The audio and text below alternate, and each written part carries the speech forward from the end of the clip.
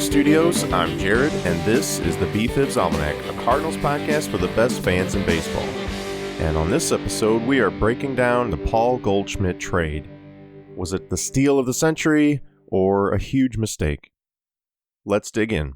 So, I think by now everybody knows how the trade went down. Paul Goldschmidt was traded for Luke Weaver and Carson Kelly before the winter meetings. So, they kind of got done early before a lot of the big trades were flying around. Not that there have actually been very many, and we'll talk about that at some point. But this was early in the offseason that they went and got the guy they identified as a target for them. So let's kind of discuss, was it a good deal? Was it a bad deal?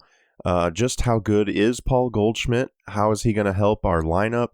The answer to that one is he's very good, and he's absolutely going to help our lineup. But let's look at some of the numbers and maybe what some of the concerns should be for fans and his teammates and coaches. So first, let's talk about how they got him and who they gave up for him. Luke Weaver was a starting pitcher for most of last year. He kind of ended the season in the bullpen and not even that, I think, at the end. But so he really tailed off. But he is a young, cost-controlled, talented strike-throwing pitcher, but he really fell back in his ability last year and his place on the team. That was last season. 2018 was his first full season with the Cardinals. He did pitch in 2017 towards the end of the year. I think he threw, in 13 games in 2017, 10 starts, compared to 30 games. 25 starts in 2018. So, but his numbers really took a pretty drastic turn between those two seasons. His ERA in 2017 was 3.88, but in 2018, 4.95, over a full point higher. His hits per 9 innings was 8.8 in 2017, 9.9 in 2018. Walks per 9 was 2.5. compared to 3.6. His Ks per 9 was 10.7, went down to 8.0, almost 2 strikeouts per 9 less. So really his numbers really dropped off. And there's several reasons that some people are suspecting. I kind of wonder if, supposedly he put on 30 pounds of muscle between those two seasons, trying to bulk up and beef up his frame and hopefully gain some longevity with that. But I kind of wonder if that altered his mechanics a little bit. And then as he wasn't having the success that he was used to, he started abandoning certain pitches. He wasn't throwing his changeup nearly as much. He was really trying to nibble the corners, which I think he's good at doing, but he really became ineffective at it and just, walking more guys, striking out less guys, giving up more hits. He just wasn't the pitcher that he was. And I kind of wonder if it all started with bulking up and putting on 30 pounds of muscle. But we may never know. I think we will know. We'll see how he does in Arizona. But he was definitely a talented pitcher, I believe, first-round draft pick. He might have been a supplemental pick. A highly touted prospect who worked his way up very quickly through the system. He was 25 years old, so young. Could have had many effective years for us, but we do have a lot of arms, and he was a surplus and was at, in my opinion, near the bottom of his value. There are people out there who question his ability to ever pitch in the Cardinals system long term or in the big leagues in general. And when you got a guy like that who faltered, regressed as much as he did, even with the age and the cost control, his value really dropped, as opposed to trading him, let's say, after the 2017 season when he looked like a stud. I even predicted going into 2018 that he was going to lead the teams in strikeouts, and I think even wins. And that prediction did not turn out to be the case. So we'll see. We'll see. The other part of this trade was Carson Kelly. So if you don't know, he is was the heir apparent to Yadier Molina at catcher. He is even younger. He's only 23. He's been in the system for several years now. He was a converted infielder. He became a catcher at the Cardinals urgency, and was kind of known for his hitting and became known for his defense. So I believe he's won the minor league Gold Glove.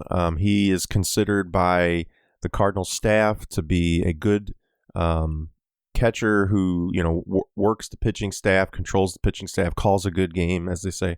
So apparently was highly respected, but just wasn't figuring it out. And I think he was not handled well at all by the big league staff when he was called up. There were issues, if you recall, when he was first called up. He was going to, play a lot more and kind of ease in that transition with Yadi. Yadi didn't appreciate that. He made that known on social media. He sat in the bullpen a game that Kelly was starting. He made it clear that he was not ready to be pushed out or even eased out. So I think that caused some tension. He didn't get to play nearly as much as he should have. He wasn't conditioned quite yet and hadn't spent enough time in Memphis. And just really, it affected his numbers. So I'm not even going to mention his big league numbers because they're so atrocious that it's just not fair to him. And he didn't get a fair shot in the big leagues. So I will look at his Memphis numbers just over the last couple seasons. They did drop off. So in 2017, his batting average was 283, dropped off to 269. His on-base percentage stayed about the same, 375, actually went up to 378. His slugging was at 459, dropped off to 395. His OPS was 834, dropped off to 773. He had almost 50% more plate appearances, but had nearly half as many home runs, 10, dropped off to 7. His walks did go up with his plate appearances, but his strikeouts actually probably were a little better, given that he had more plate appearances. He went from 40 strikeouts to 48. So not terrible numbers in Memphis, but not what they expected. I think especially the power numbers. His average is okay. His on-base percentage is fine. His slugging's not really there, and it just didn't look like it was going to be a good fit. Yadi's still got a couple years left. He wasn't really advancing the way they wanted, and another guy came up. Kisner came up when Carson Kelly got called up. Kisner was there. He was in spring. He was on the Memphis team. He looks as good or better. His bat looks as good or better.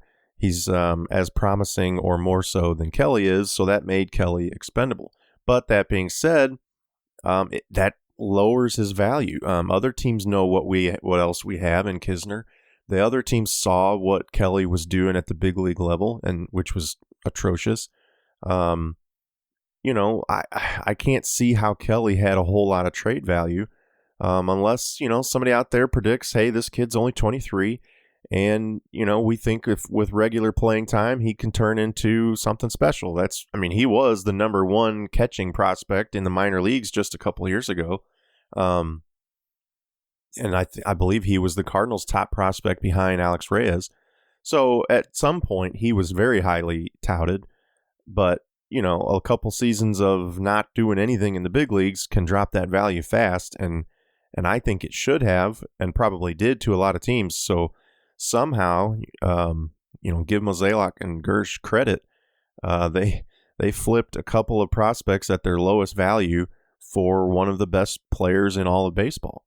Now, that being said, Paul Goldschmidt is going into his walk season. This will be his last year under contract. He will be a free agent at the end of 2019, if he gets there. So you do have to give up less value for a guy who only has one season of control. We had a little bit of that last year with Ozuna. He had 2 years of control, and we gave up, a certain package of players. But Christian Yelich, who came from the Marlins as well as Ozuna, had, I believe it was 5 years of control, 5 or 6. and of course, demanded a higher package for that cost control and performance.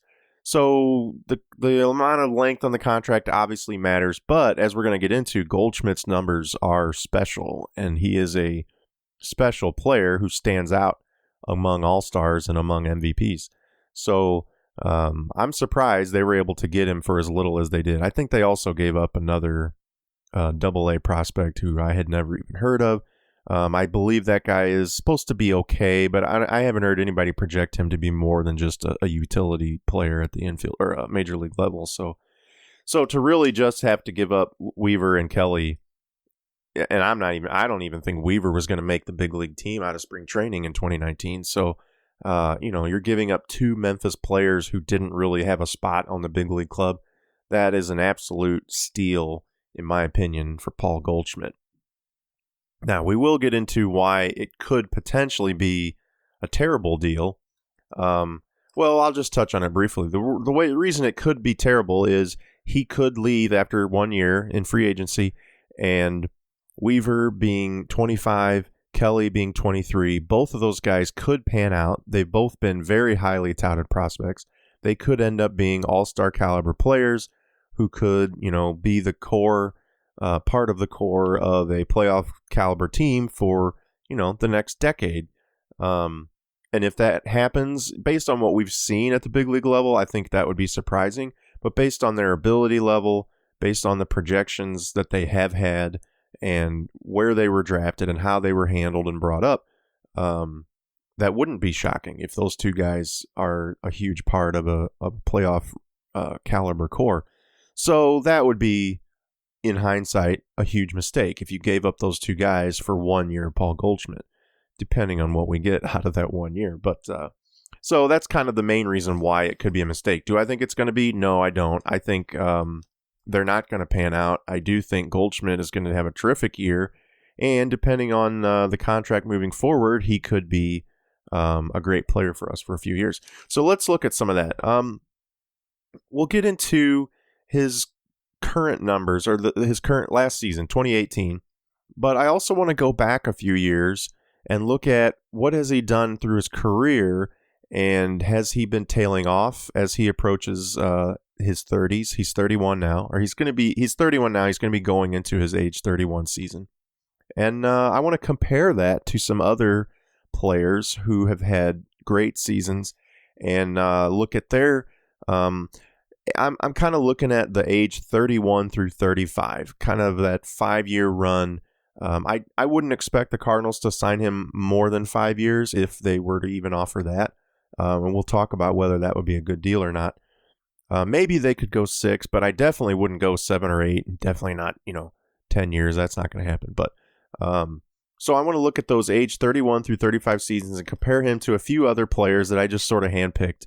Sort of at random. I didn't look at their numbers first to decide whether to use them, but first let's look at Goldschmidt. So what did he do in 2018?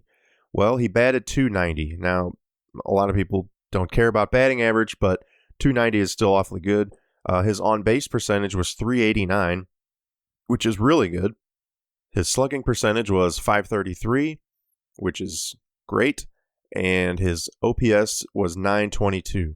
So all of those numbers are really, really good, really high in the upper echelon of talent.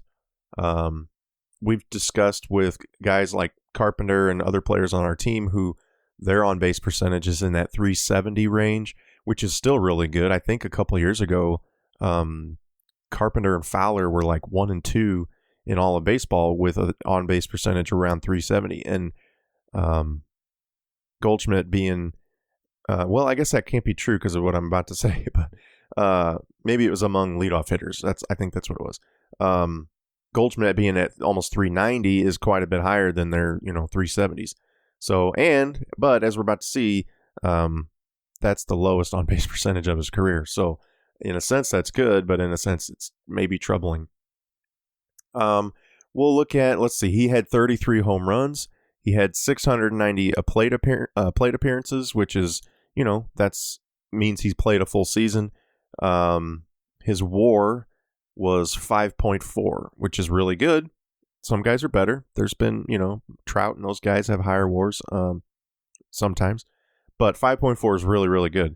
So his D WAR, defensive WAR, was negative 0.4. So you don't want it on the negative side, but that's not unheard of at the first base position.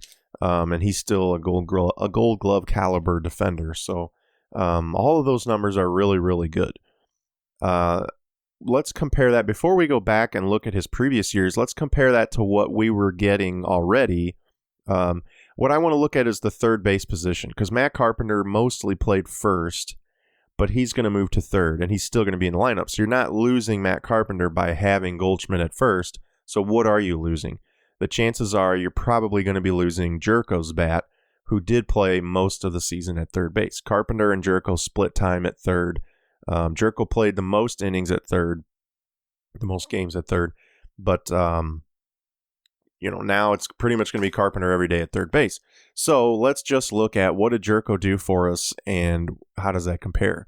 So we said Goldschmidt batted .290. Jerko was .262. Goldschmidt's on-base percentage was .389. Jerko's was .346. The OPS, .922 for Goldschmidt, .762 for Jerko. So a huge difference in on-base and OPS. Home runs were only 11 for Jerko. Now he had only 402 plate appearances, but compared to, would we say 690? So only about 2/3 as many plate appearances and about 2/3 as many home runs. So maybe not the drop-off that it seems like given his amount of plate appearances. But his WAR, Jerko's WAR was only 2.0. Again, that would go up if he had played a full season. He missed a lot of time last year with an injury and just being subbed out on righty-lefty matchups and things.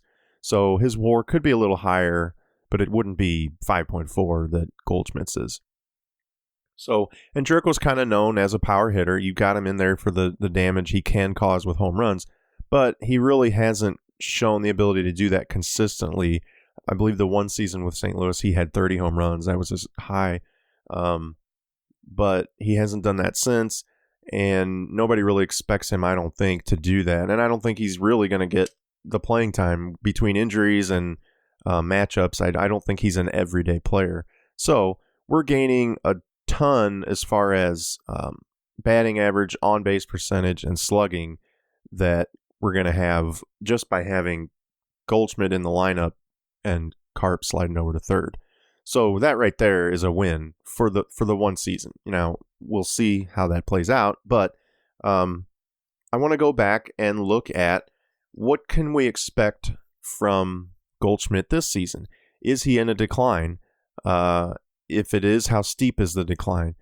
And again, like I said, we're going to compare him to some other players. But first, let's look at whether or not he's in a decline. Now, I've got a lot of numbers written down here. I went back 5 seasons from 2018, and we'll just go through. I don't want to quote every one of these numbers because it'll take a while, but let's just look at a few that kind of stand out to me. So his batting average in 2013, moving up, was 302, then 300, 321, 297, 297, 290. So you could argue a slight decline in the last 3 years, but still he's within 10 points of 300, and which is about his average. So not much of a decline. On base percentage in 2013 was 401, then 396, 435, 411, 404, 389. So again, a little bit of a decline. He bumped up to 435 in 2015, then 411, 404, 389. Not a huge decline, but enough that it is a little concerning. That 2015 season was kind of his premium season. But, these numbers that he put up this year aren't that far off of what he did in 2013 and 14, which was the reason I picked those numbers. That's when he first became a full-time player with Arizona. Before that, I think he had maybe, his rookie season and then just less games, I think, in his second season.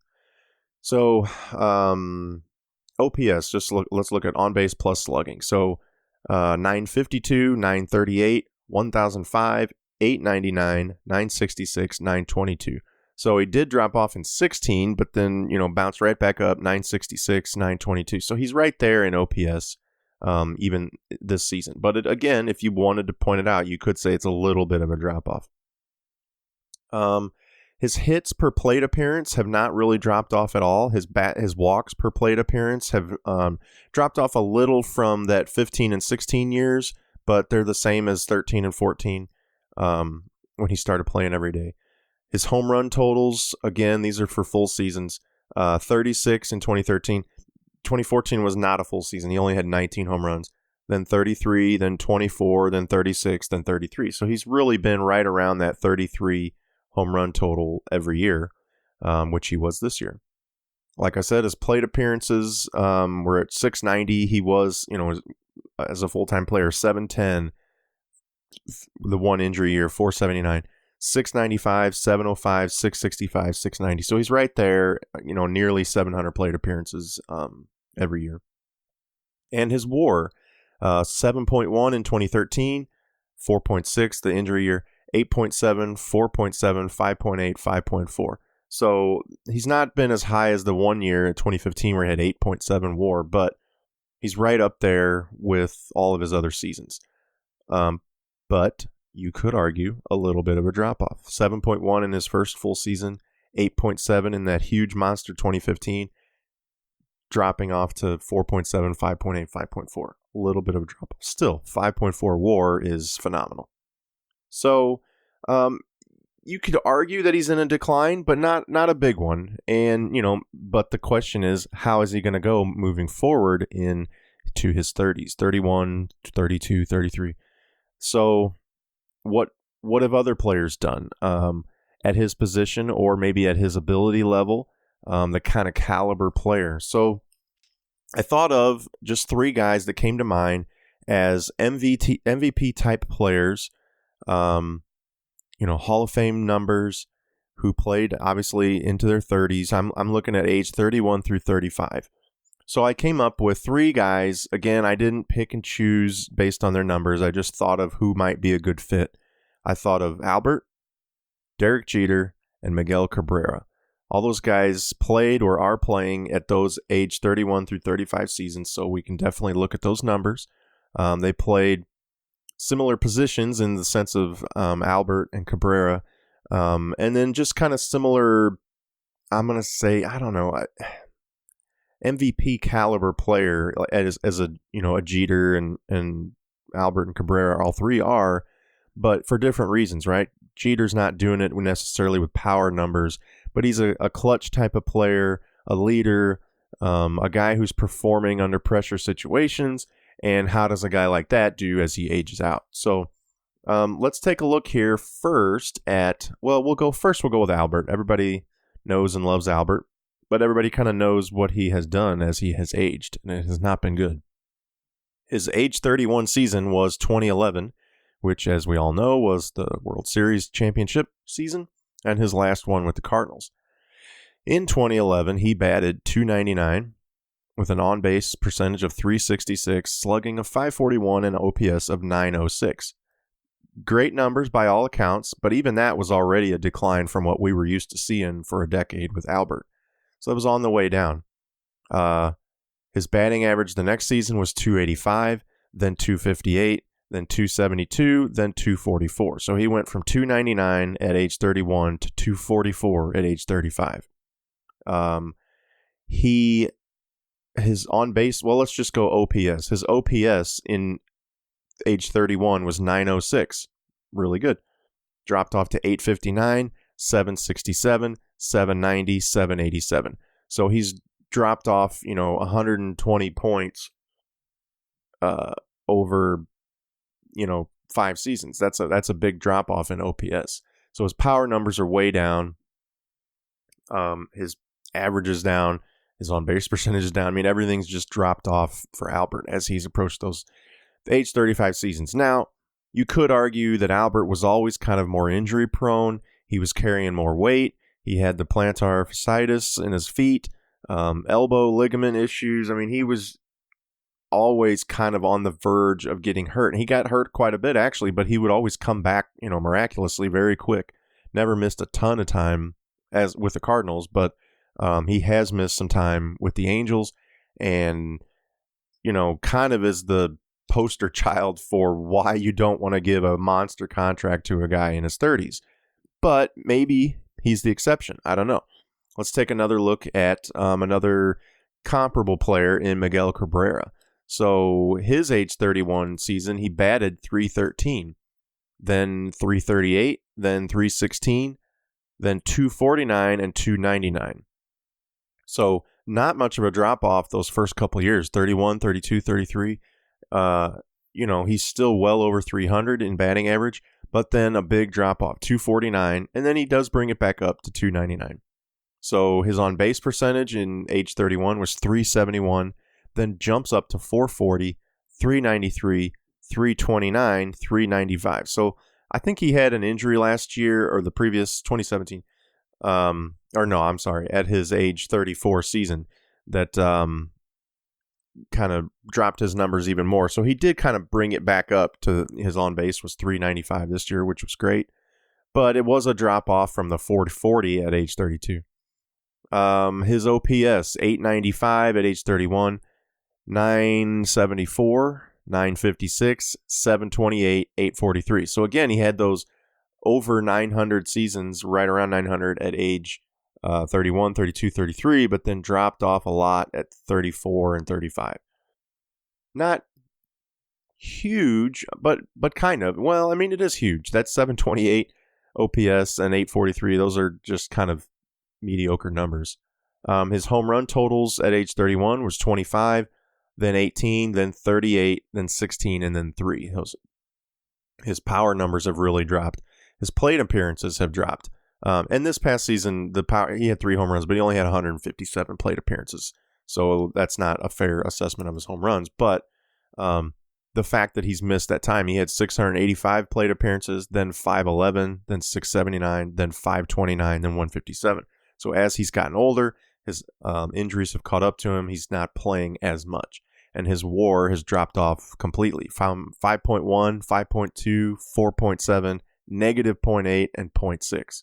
So, almost a wash with WAR as his career has gone on.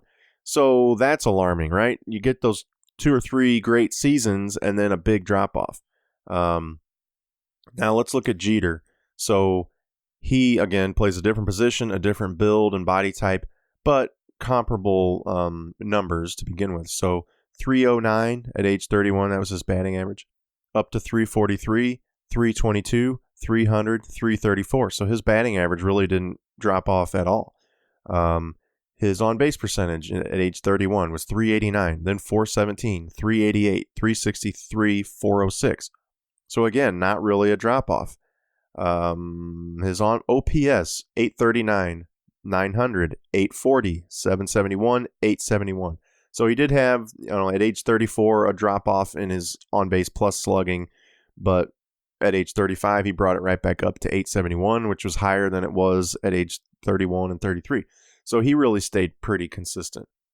His plate appearances along that, 752, 715, 668, 716, 739. So his plate appearances stayed up there. This guy's playing every day, every inning. And his power numbers, his home runs, 19, 14, 12, 11, 18. So he did drop off in home runs every year until age 35, and he actually brought it back up to nearly what he was at age 31. Now, he's never been considered a power guy, but it is a little concerning to see him go, down steadily and then before bringing it back up. His WAR values, 3.8, 5.6, 3.9, 3.0, 6.6. So started to drop off and then bumped back up in his age 35 season. So there's 3 examples of guys with comparable numbers and how they fared differently over their ages. So Albert was a steady decline from 31 through 35.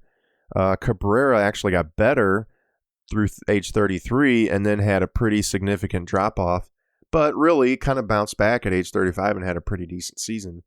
And then other than, as far as his averages go, his totals, because he was injured, he didn't have great totals, but his averages on things like on base and batting average and slugging.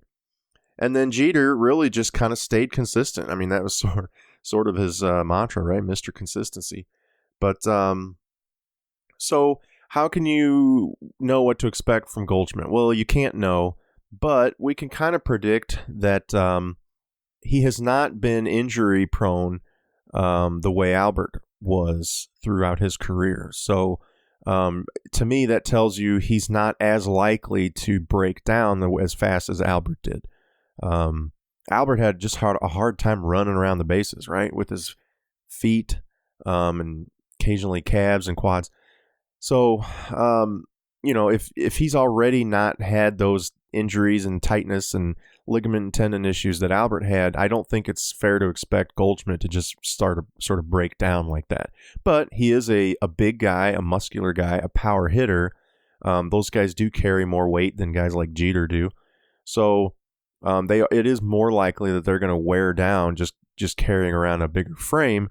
But again, he hasn't had the injuries that Albert did, and I wouldn't expect him to break down as fast. Now, I do think he's going to have a natural breakdown in his 30s, the way everybody does, but I wouldn't expect the steady decline that Albert did. If anything, he might be more likely to project out like Cabrera, to actually get a little better over the next couple seasons, and sort of fall off at that age 34 and 35. So, do I think he's really going to get better? Maybe not. He's already really good, and he has shown an ever so slight decline over the last couple seasons. Not enough to really be alarming, but enough to say, well, I wouldn't expect his numbers to just suddenly jump up. But you never know. Maybe they will. Other guys have shown that ability. So, I didn't break down a dozen or the whole league or anything like that. I didn't average out every player who's ever turned 31. I just picked out some guys that popped in my head as comparable quality of players that we would all know and remember and recognize and sort of see what they did. So that's not a definitive breakdown of the analytics, but it does kind of give you an idea of what some similar players have done and what can we expect. So that being said, what would be a good idea for a contract to try to offer him, assuming that he plays well for us and we like what we see and we want to bring him back? And I do assume that. I think the Cardinals assume that. Does it make sense to offer him the kind of money that is being discussed with guys like Bryce Harper and Manny Machado now? So to kind of recap that, those guys are 26 and they're being talked about in these 10-year deals, which is going to put them through their age 36 seasons. So, we're talking about Goldschmidt being 31 now, and he's going to get a contract at the end of that age 31 season. So potentially a 3 or 4 year contract could put him at that age 36 season, or 35, depending on the deal. So, and a lot of the reservations on these Harper talks are the fact that a 10-year contract could get risky at the second half of that deal. Well, the second half of that deal is the exact age we're talking about right now with Goldschmidt. So if we're so concerned about Harper and Machado in those age 31 to 35 seasons and 36, then shouldn't we be concerned about that with Goldschmidt too? I think the answer is obviously yes, but when you've got the guy on your team already and you want to retain him, you tend to look past that concern a little bit. You go, well, we'd like to keep him around. He looks pretty good. Let's offer him that deal. Well, I'm not sure that's the smartest thing. As we just showed, there could be a steady decline. If he's like Cabrera, he could be really good for the next 2 or 3 seasons and then drop off. So I would feel much more comfortable having him for 3 seasons than 5 or 6, especially at the types of dollars that's being discussed. Now, there hasn't been a whole lot financially discussed with Goldschmidt, but if you compare his numbers to Harper, I mean, they're way better in almost every aspect. His on base, his slugging, his home run totals, everything. It's all just above what Harper's been doing. And guys are willing to pay 30, 35, even discussed $40 million a year for Harper. So does that mean you're going to give Goldschmidt that much? Not necessarily. Some of that overpaying for Harper is to get him in those young prime years and know that it might not pan out as well in the later years. So you're not necessarily going to pay that much for those later years with Goldschmidt. But if you're Paul Goldschmidt and his agent, how can you argue not to? I mean, he's outperformed the guy who's ready to take on the biggest contract in baseball. So, it is tricky. I think what I would do if I was the GM, I would offer a short-term deal for a reasonable $30 million a year, with maybe a team option or mutual option for a fourth season. So I would do something like 3 years, $90 million, with a team option for a fourth year at another 25. So 30, 30, 30, 25 as an option. So that would put him, if this coming season is his age 31 season, then you would be getting his age 32, 33, and 34 seasons at $30 million a year, with a team option for his age 35 season at 25. So ideally, I'd like a little less for that age 35 season, but by then, in 4 or 5 years, 25 million will be a little less than it is now. More guys are going to be getting 25 million a year. So it would be a natural drop off. Now, do I think he'll agree to that? Who knows? 30 million a year is a huge raise for him. It's a very respectable number, puts him in that upper echelon of players, especially depending on what Harper and Machado end up getting this year. But it puts him in that, range of the Kershaws and Scherzers and the guys who are in Stantons and guys who are just getting crazy dollars, but generally have earned it. He has earned it, but you don't want to pay for past performance. You want to pay for what he's going to do for you, and that obviously it's hard to predict. But a guy that puts up the numbers that he does, it's hard to not want that guy on your team. Even if he declines a little, he's still better than almost anything we've produced over the last several seasons. So what would be a mistake contract? Going 5 or 6 years guaranteed at 35 a year.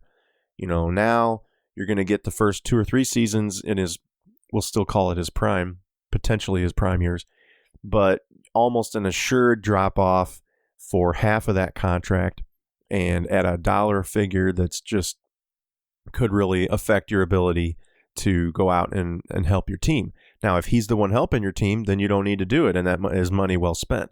But if he's not helping your team and you need to go find somebody else, like they're doing right now with Paul Goldschmidt, because some other guys haven't been helping the team, then paying him $35 a year is going to make that tough. So I would definitely avoid a 5 or 6 year guaranteed deal at that, 30 plus a year amount. But I would do that amount for 3 years and put in some team options where they can decide whether they want to keep him around. Will he agree to that? I think he would. I think he and other players his age are going to realize that their numbers are going to drop off. And maybe that's why they won't. Maybe they're going to want those guaranteed dollars at age 35 because they know they aren't going to get them if they become a free agent at 35. But I think from what I've heard about him, he's the type of player that wants to keep low key, doesn't want to hit free agency and get into this bidding war and touring around and visiting every team and being in the limelight. He just wants to sign an extension, keep with the team that he's become accustomed to, that wants him, and move forward being a productive player. Now, part of that is me with my fingers crossed hoping that, but I don't know, that from what I've heard about him, I wouldn't be surprised if that's the kind of offer that the team makes and if that's the kind of offer that he accepts. Is that the best offer that we should do? $30 million a year for 3 seasons plus an option? Should we go shorter? Should we just do a 2-year deal? I don't think he's going to do a 2-year deal. 3 is, I think, going to be pushing it. But I definitely would stay away from the 5 and 6 year guaranteed deals with Paul Goldschmidt. So I don't know. What do you guys think? I assume everybody is a fan of that trade. I haven't heard from anybody who didn't like giving up Luke Weaver and Carson Kelly for Paul Goldschmidt, but maybe you're out there. If you are, we want to hear from you. You can reach out to us on social media, Instagram and Twitter, BFIBs Almanac, and Gmail, bfibsalmanac@gmail.com. So reach out. Let me know. What do you think about this deal? What do you think about a potential contract offer? Should we say, forget this guy, we want Harper instead? I think there are some people saying that, but I wouldn't. Personally, I would do what I can to keep him around within reason, like we said. How does this contract reflect on fans' impression of DeWitt's willingness to spend money? I think in general, a lot of people think that DeWitt is not willing to spend money, which I think is false. I think he's shown repeatedly a willingness to spend. I don't think he wants to spend foolishly or stupidly, like, was it the Phillies owner that said? But, he's traded for some expensive players. They've made offers to, expensive offers to players. Look at Jason Hayward. He got, I believe he took less money to go to the Cubs than what the Cardinals were offering. We had a very fair and high offer to Price before the Red Sox came in and kind of blew the offer away, and he pretty much had to turn it down. But before they did that, he was ready to sign with St. Louis. We were ready to trade for Stanton, which was a huge long-term contract that we were going to be on the hook to pay for. We had a deal in place for him to come here before he, waived the trade off.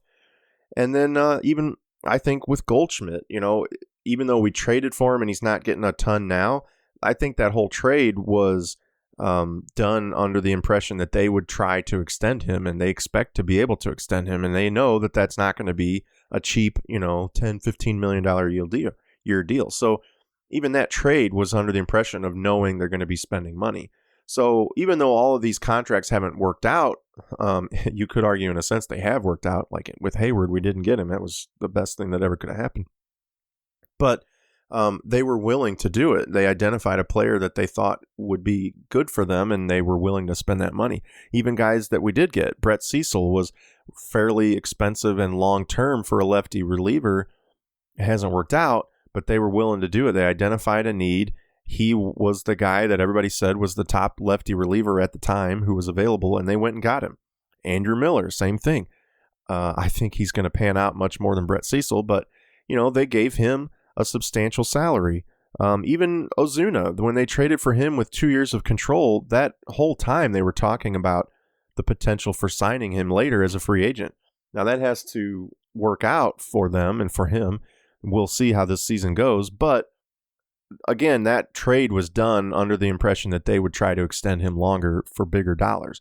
So I don't think anybody can argue that DeWitt isn't willing to spend money. And I think this Goldschmidt trade is just more evidence of that. You don't trade for an MVP caliber player and not think about signing him long term, and that's going to mean high dollars. So I think this is just the latest piece of evidence to show that DeWitt is willing to spend money. We'll see if and when he hits free agency, if they can extend him a fair contract that brings him back. Hopefully they extend him before that, and we get him on a team-friendly and player-friendly deal. So we'll see. All right, so we're going to wrap this one up, but I want to start doing something every episode, a little bit of trivia, and we're going to start out simple, and as we work our way up each episode, we'll get a little bit tougher and tougher. The first person to answer the trivia on social media, whether it's Twitter or Instagram, will get a shout out on the podcast and a follow on social media. You must be following the account here, so BFIBs Almanac. And eventually, as we get a little tougher, we're going to start giving out prizes. So I'm not quite sure what that's going to be yet, but it'll be something interesting, something baseball, Cardinals themed. But for now, we're going to keep it simple. So the first question of our ongoing trivia is, who caught the final out of the 2011 World Series? Now, I'm going to keep you on the honor system. Don't go look it up or find some video or whatever. Try to answer it on your own. But either way, write in, let us know, give us the answer, who caught the final out of the 2011 World Series. So next time, we're going to break down the Andrew Miller trade, and on the following episode, we're going to get into WAR, why it's dumb and why you will think it's dumb too. Until next time, I'm Jared, and this is the BFIBs Almanac.